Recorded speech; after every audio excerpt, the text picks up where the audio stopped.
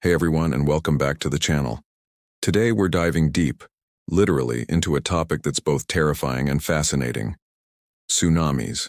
Specifically, we're going to explore what happens in the moments and hours after a massive undersea earthquake strikes, focusing on the ripple effect of tsunami warnings across vast regions like the South Pacific. So picture this. Deep beneath the ocean floor, two tectonic plates that have been grinding against each other for centuries finally slip. The energy released is immense, equivalent to thousands of atomic bombs. This sudden movement displaces a colossal amount of water, creating a series of powerful waves that travel outwards in all directions. This is the birth of a tsunami, but while the earthquake itself might be felt instantly on nearby land, the tsunami is a silent, stealthy threat. Out in the deep ocean, the waves might be only a few feet high, often unnoticeable to ships passing over them. They travel at incredible speeds, sometimes as fast as a commercial jet. We're talking over 500 miles per hour. The real danger begins as these waves approach the shallower waters near coastlines. This is where the science of tsunami warnings becomes absolutely critical. How do we know one is coming? It's a race against time that starts with seismographs. All around the world, a network of these sensitive instruments detects the ground shaking from earthquakes. Within minutes of a major quake, scientists can determine its location, depth, and magnitude. If the quake meets certain criteria, for example, if it's a shallow, powerful quake under the ocean, the first alerts go out. Organizations like the Pacific Tsunami Warning Center, or PTWC in Hawaii, spring into action. They use sophisticated computer models to predict if a tsunami has been generated and where it might be headed. But a prediction isn't enough. They need confirmation. This is where the DART system comes in. DART stands for Deep Ocean Assessment and Reporting of Tsunamis. These are buoys anchored to the seafloor, often in remote parts of the ocean. Each DART station has a bottom pressure recorder that can detect the subtle changes in water pressure caused by a tsunami wave passing overhead. When it detects a potential tsunami, it sends the data via satellite to the warning centers. This is the smoking gun, the concrete evidence that a destructive wave is on its way. Once a tsunami is confirmed, the information dissemination machine goes into overdrive.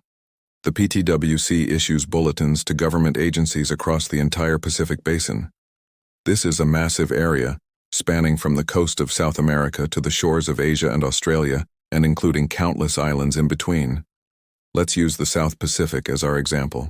A major earthquake off the coast of Chile could potentially send tsunami waves across the entire ocean, threatening places like New Zealand, Fiji, Samoa, and even the eastern coast of Australia. The warnings are tiered. The first might be a tsunami watch, which means a potential threat exists and people should stay informed. As more data comes in and the threat becomes more certain for specific areas, it's upgraded to a tsunami warning. A tsunami warning is a direct call to action. It means a dangerous, inundating wave is imminent or expected. At this point, national and local authorities take over.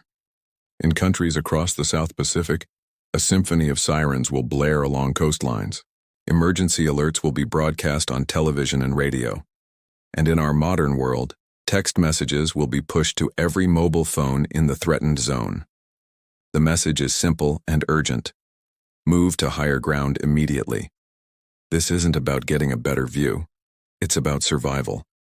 The key is to move inland and uphill as far away from the coast, rivers, and estuaries as possible. Official evacuation routes are activated, and emergency services work to clear people from low-lying areas. The challenge is immense. In the South Pacific, you have a mix of densely populated coastal cities, small remote villages, and tourist resorts. Getting the message to everyone is a huge logistical puzzle. In some remote island communities, traditional warning systems like the beating of drums or church bells are still used alongside modern technology. Every second counts. The wave itself doesn't arrive as a single curling surfer's wave. It's often more like a rapidly rising tide or a wall of turbulent water, filled with debris from everything it has destroyed in its path. And crucially, a tsunami is not a single event. It's a series of waves, often called a wave train, and the first wave is not always the largest. Waves can continue to arrive for hours, which is why it's so important for people to stay in their safe location until the all clear is officially given by authorities. After the immediate danger has passed, the work is far from over. Scientists continue to monitor sea levels to understand the tsunami's behavior and confirm when the threat has subsided. Meanwhile, the process of search, rescue, and recovery begins in the areas that were hit. The system of tsunami warnings we have today is a direct result of learning from past tragedies. Every major event leads to improvements in technology, communication strategies, and public education. Drills are conducted regularly in coastal communities, so people know the evacuation routes and what the sirens mean. It's about building a culture of preparedness.